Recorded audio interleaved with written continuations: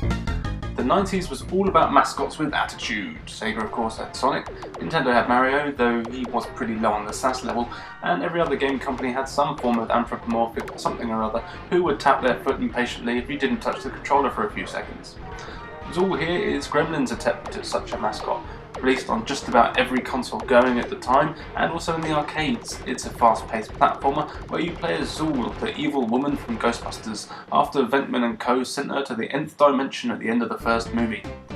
Luckily, Zool has some ninja skills and doesn't plan on staying in the nth dimension for too long, as it's sponsored by Chupa Chops, and Zool freaking hates product placement.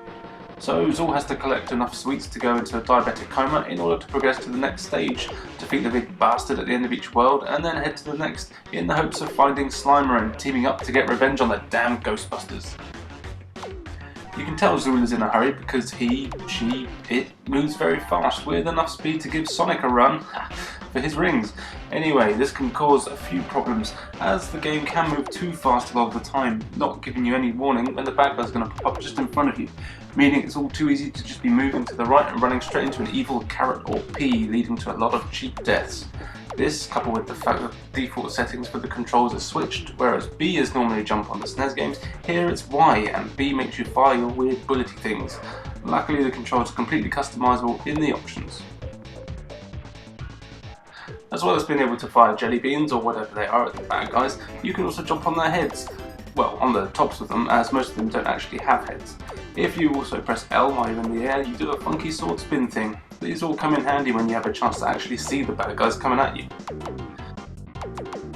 The worlds in the game all vary greatly. You start off in a Willy Wonka wet dream, collecting sweets and fighting licorice all sorts.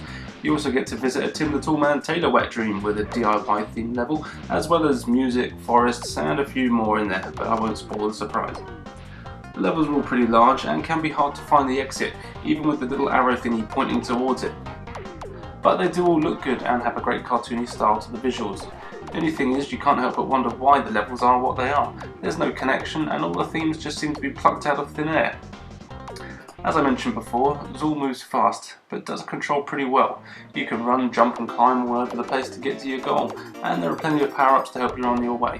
But this is one hard game, with secret paths all over the place and tough bosses.